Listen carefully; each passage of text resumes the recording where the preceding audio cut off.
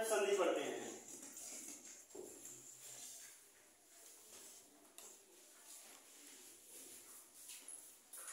ये संधि होता क्या है, संधि का क्या मतलब है? आप लोगों को वर्णों का संयोजन और वर्णों का विच्छेदन पढ़ाया गया था। विच्छेद का मतलब अलग और संधि का मतलब जोड़ना। इसका मतलब ये है कि दो या दो से अधिक शब्दों के मेल को संधि कहते हैं। कितने शब्द? दो या दो से अधिक। यहाँ थोड़ा सा शब्दों का मेल नहीं करवाना है, यहाँ पर वर्णों का मेल करवाना है। ठीक है, जैसे मान के चलिए एक शब्द बनता है विद्यालय बराबर विद्यालय। कैसे बन गया? कैसे बन गया विद्यालय? कैसे तोड़े आप लोग?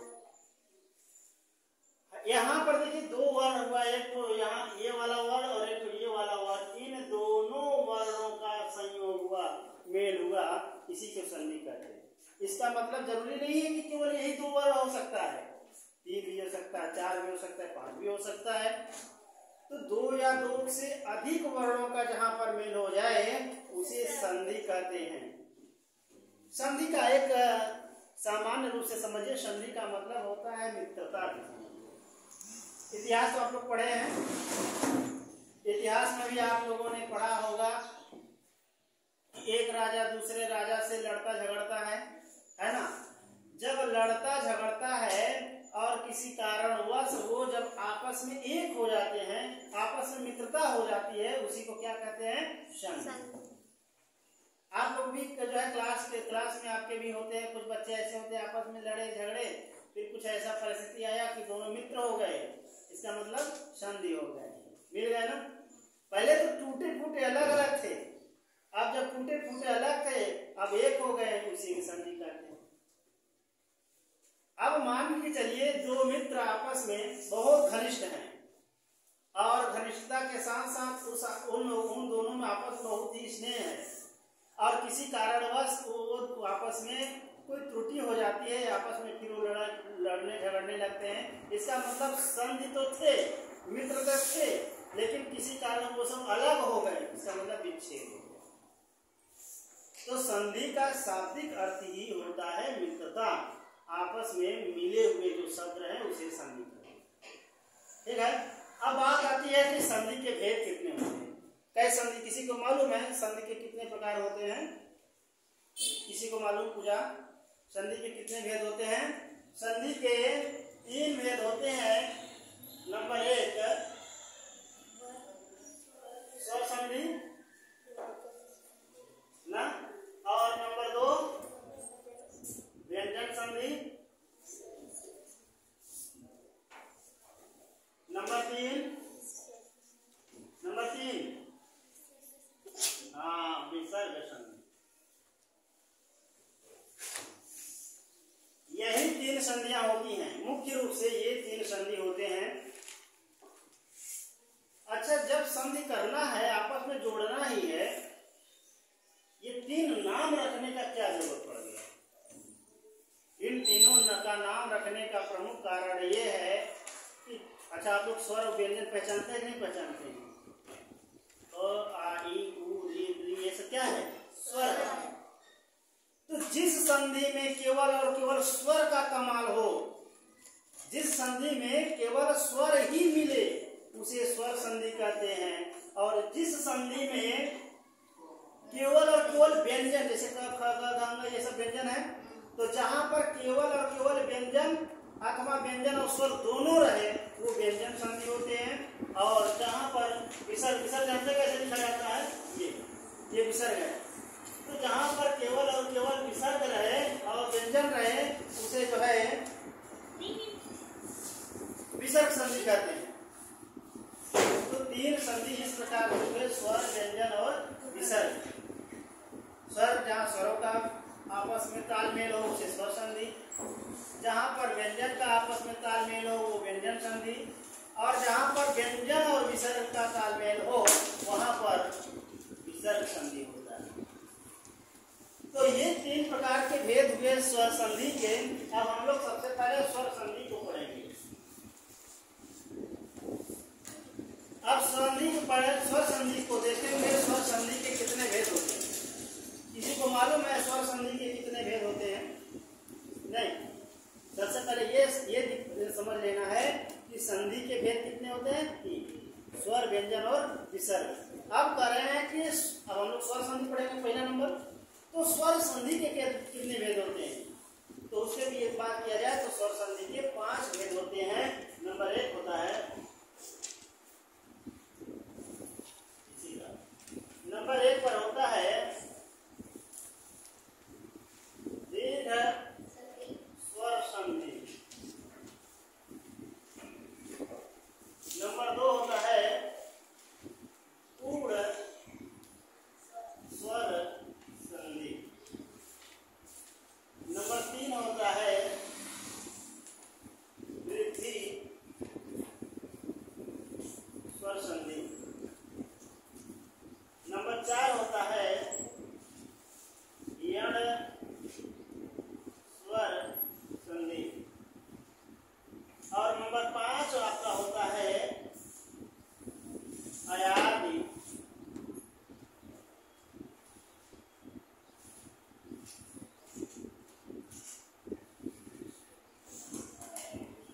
ये 5 भेद होते हैं स्वर संधि के। स्वर संधि के ये 5 भेद होते हैं। अब इन्हीं 5 स्वरों को हम लोग अलग अलग रूप में पढ़ेंगे। तो आपको इसको नोट करना है तो नोट कर लीजिए, फिर उसके बाद हम लोग जो आगे शुरू करते हैं।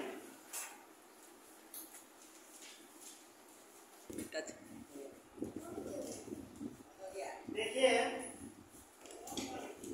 जैसे आप गणित में सूत्र लगाते हैं तो आपका गणित हल होने लगता है, उसी प्रकार से संस्कृत में भी चलेगा ये सूत्र के अनुसार ही। व्याकरण शास्त्र जितना भी है, संस्कृत व्याकरण सब सूत्र पर ही निर्धारित है। सूत्र से ही सब कुछ हल होगा। तो हम लोग जो है दीर्घ स्वर संधि जो पढ़ेंगे ये भी सूत्र से ही हल होगा। सूत्र से आपका काम आसान हो जाएगा। इस दीर्घ स्वर संधि का सूत्र है आपका सवर्णे दीर्घ। इसका क्या मतलब है? ये देखने के लिए तो बड़ा चौड़ा लग रहा है, चौड़ा सा लग रहा है, लेकिन बहुत ही सरल है। ये कह रहा है अकह सवर्णे दीर्घ। कितने वर्ण? 3 शब्द हैं। एक है अकह, सवर्णे और दीर्घ। इन 3 वर्णों को आप समझ लीजिएगा तो दीर्घ संधि आराम से आपको समझ में आ गया है और परिभाषा याद करने की जरूरत नहीं है। सूत्र ही आपको पूरा परिभाषित कर देगा। जैसे आप सूत्र पढ़े ना, अतः सवर्णे दीर्घ, और परिभाषा क्या लिखे?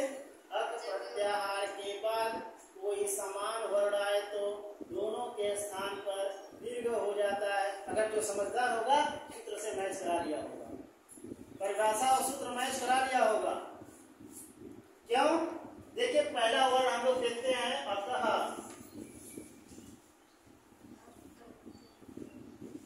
अतः का क्या मतलब है? अब आपको अच्छी तरह से समझ में आ गया होगा। जब वो हम आपको प्रत्याहार का अध्ययन करवा रहे थे, महेश्वर सूत्र में प्रत्याहार बनवा रहे थे ना, तो उन 42 प्रत्याहारों में से एक प्रत्याहार है अक।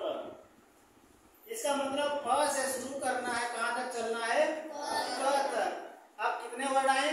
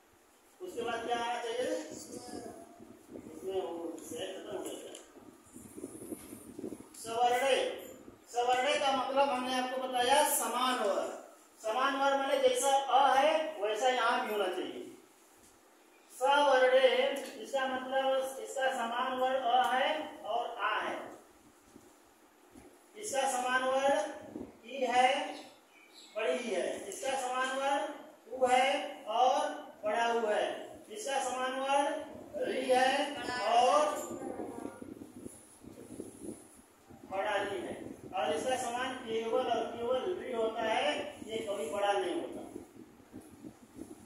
री हमेशा छोटा ही होता है, ये बड़ा नहीं होता। ठीक है।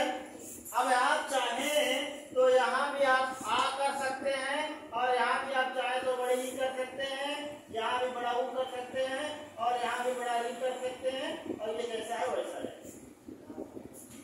समान वर्ण करना है ना, समान माने बराबर, मतलब जैसा ये था वैसा ही ये भी, यहाँ भी जैसा ये था वैसा ये भी। सवर्णे का मतलब समान वर्ण, जैसा ऊपर वैसा नीचे, यही बात कर रहा है। समझाना यही चाह रहा है कि ऊपर वाला जो रहेगा अर्थात जो अप्रत्याहार वाला रहेगा वही वैसा नीचे भी लिखा जाना चाहिए।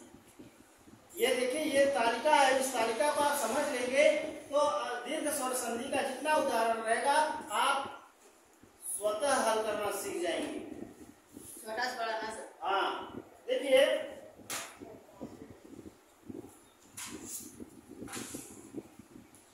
अभी कॉपी में मत लिखे हैं तो समझ में नहीं आएगा, अभी आप लिखना शुरू कर देंगे तो समझने में दिक्कत हो जाएगा।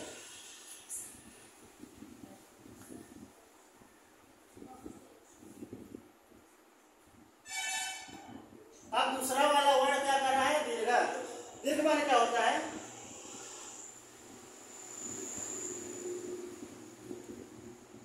दीर्घ माने बड़ा, दीर्घ माने बड़ा। तो इस इन जो है दोनों में से कौन बड़ा है, तो यहाँ पर क्या हो जाएगा, इन दोनों के स्थान पर, और इसमें कौन सा प्रतिदिन है, और इनमें इसमें, और ये हमेशा ऐसा ही रहेगा। देखिए ये डायग्राम आपको किताब में नहीं मिलेगा, ये डायग्राम ये तालिका आपको कभी भी किताब में नहीं मिलेगा। ये जो गलतियां मेरे साथ हुआ है वो गलतियां आपके साथ ना हो, उस मकसद से उस उद्देश्य से हम आपको बता रहे हैं कि ये इस प्रकार से आप डायग्राम के माध्यम से भी आप समझ सकते हैं। किताबी माध्यम नहीं है, ये अपने बुद्धि विवेक से बनाया हुआ ये चीजें हैं, किताबी चीज नहीं है। परिभाषा तो किताब में भी लिखा हुआ होता है, यदि अक प्रत्याहार के बाद समान वर्ण आए तो दोनों के स्थान पर दीर्घ हो जाता है, तो किताब में लिख रहा है, लेकिन उसको आप समझ नहीं रहे होंगे। लेकिन आप इस डायग्राम और इस सूत्र से आप समझ पाएंगे ये कौन सा संधि है, किस प्रकार से हल होगा, इस प्रकार से आप समझ पाएंगे। हमने आपको बताया अक माने अप्रत्याहार, अप्रत्याहार में अ ई उ री आता है, और दूसरा वर्ड है सवर्णक, सवर्णक माने समान वर्ण, मतलब जैसा ऐसा था वैसा यहाँ। अब ये दोनों जब मिलेंगे आपस में तो बनेगा दीर्घ, दीर्घ माने बड़ा वाला। इन जो है इनमें से कौन बड़ा है वही आ जाए, इनमें से जो बड़ा है वो आ गया, है ना। अब उदाहरण देखिए, जैसे आपको हमने अभी प्रश्न पूछा कि विद्या जोड़ आलय बराबर विद्यालय आपने कैसे बनाया ना, कैसे आपने बनाया। तो यहाँ पर सबसे पहले आप लोग देखते हैं विद्या जोड़ आलय, है ना, विद्या जोड़ आलय बराबर विद्यालय कैसे बना दिए, इसको हल करिए। तो सबसे पहले आप विद्या का उच्चारण करिए, विद्या, कौन सा स्वर निकला, लास्ट में पहचान मिला ना। यहाँ पर भले ही ना दिख रहा हो आपको क्या कौन सा स्वर है, लेकिन आप उच्चारण करिए तो आपको पता चल जाएगा कि लास्ट में हमने क्या उच्चारित किया, विद्या, आ, विद्ये, ये निकला ना। इसका मतलब यहाँ पर क्या है, आ है, तो यहाँ पर आपका आ हो गया। और यहाँ जो है ये पहले से आ है ना, यहाँ पर पहले से आ है, बराबर क्या होगा, आप चले जाते हैं। देखिए एक तरफ आ है, ये दूसरी तरफ क्या है, आ है। इसका मतलब एक तरफ आ है और दूसरी तरफ आ है, तो दोनों मिलेंगे क्या बनेगा, आ और आ मिलेंगे क्या बनेगा, यहाँ पर हो गया आ। अब जरूरी नहीं है कि केवल यहाँ पर और है या फिर यहाँ पर आ रहे ये जरूरी नहीं है। समान वर्ण होना चाहिए, चाहे यहाँ पर अ रहे चाहे आ रहे, चाहे यहाँ पर अ रहे चाहे आ रहे, जरूरी नहीं है, लेकिन दोनों होना चाहिए, चाहे ह्रस्व रहे चाहे दीर्घ, मतलब चाहे छोटा वाला रहे चाहे बड़ा वाला रहे, लेकिन होना चाहिए दोनों एक जैसा ही। ये दोनों जैसा है ना। इस उदाहरण से देखें कि अगला उदाहरण देंगे तो आपको और बढ़िया से समझ में आ जाएगा। ये दोनों मिले आ और आ मिलकर के आ बन गया, और यहाँ क्या बचा? वी। क्या बना? क्या बचा है? वी। विद्या बचा है ना, क्योंकि जो आ था हमने यहाँ पर पहले ही ले लिया। क्या बचा है? विद्या ना। अब उसके बाद ये जो दोनों हैं, ये दोनों जो है मिलेंगे क्या बने हैं? आ बने हैं। तो इस हलन को हटाएंगे और यहाँ पर जो बराबर बना है वो बना, इसको लिखेंगे बना विद्या। अब यहाँ क्या बचा है? लय। क्यों? क्योंकि आ की मात्रा जो था यहाँ पर हमने पहले ले लिया था, ये लय बचा है, इसलिए आप लिखेंगे विद्यालय। ये समझ में आया? और उदाहरण देखिए।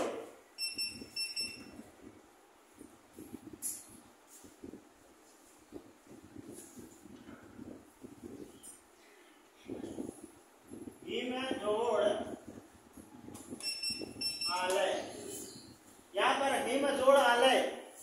अब इसका उच्चारण करिए, सबसे पहले हिम का उच्चारण करिए। हिम आ रहा है क्या? यहाँ पर अ आ रहा है, अ आ रहा है, और यहाँ पर कौन सा स्वर है? बराबर देखिए, पहले अ है उसके बाद आ है, ये दोनों मिलेंगे तो क्या बनेगा? आ। मतलब हर परिस्थिति में आ ही बनेगा, चाहे दोनों तरफ छोटा छोटा रहे। जैसे ये छोटा छोटा बराबर आ, छोटा बड़ा आ, बड़ा छोटा आ, हर परिस्थिति में आ ही बनेगा, चाहे पहले छोटा हो और चाहे बाद में छोटा हो, चाहे दोनों छोटा छोटा रहे और चाहे दोनों बड़ा बड़ा रहे, हर परिस्थिति में आ ही बनेगा। तो यहाँ पर आ बना, तो ये बन गया। यहाँ क्या बचा? ही म। कितना बचा है? अब जो है और आ मिल करके क्या बना? आ। इस हलन को हटाएंगे, बना ही माँ। यहाँ पर क्या बचा है? और का पहले हमने ले लिया है, और यहाँ बचा है लय। क्या बन गया? हो गया? समझ में आया? सरल है कि नहीं है? इसी तरह से समझिएगा पूरी डायग्राम, जितना उदाहरण रहेगा दीर्घ संधि का इसी तरह से होगा। अगला क्या है?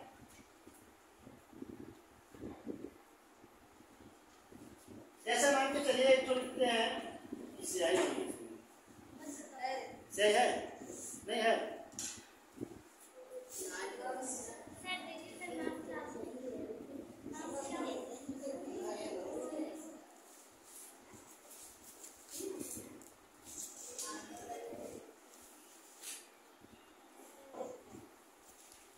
ये देखिए लिखा है कप विधान ईस। कपि, कपि का उच्चारण करिए, लास्ट में क्या स्वर निकल रहा है? कौन आई? बड़ी या बड़ी है? छोटी। तो यहाँ पर छोटी ई है और यहाँ पर बड़ी ई है, बराबर। यहाँ क्या बना? क बचा है, क बचा है ना। तो ये दोनों ये मिल करके ई बने, तो यहाँ पर ई कर दीजिए, और सॉरी ई कर दीजिए, और लास्ट में क्या बचा? क्या हो गया? कपीस, बंदरों का स्वामी। कप माने बंदर, ईस माने स्वामी, बंदरों का स्वामी कौन है पता है? अगला देखिए, ये ऊ वाला देखिए। जैसे आप देखते हैं भानु धन उदय, भानु, भानु माने सूर्य, उदय माने उदित हो रहा है। यहाँ पर कौन सा स्वर है?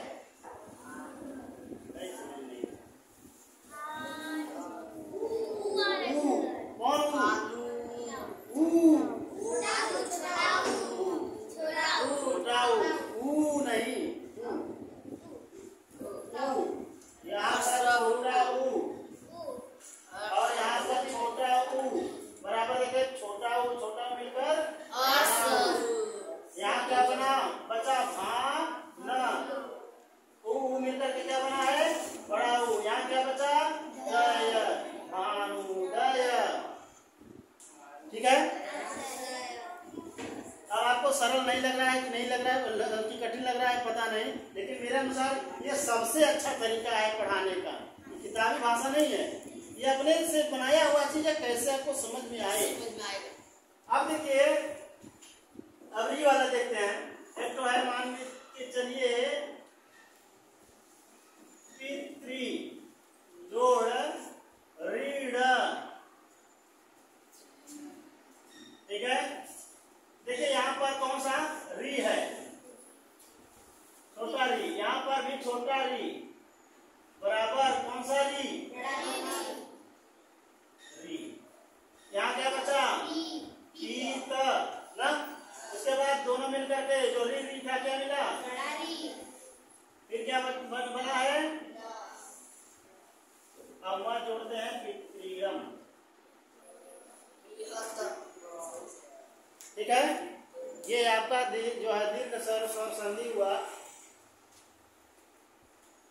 एक एक करके ये तो मान लीजिए 2 उदाहरण हो गया, लेकिन अब पहचानिएगा कैसे कि ये कौन सा संधि है।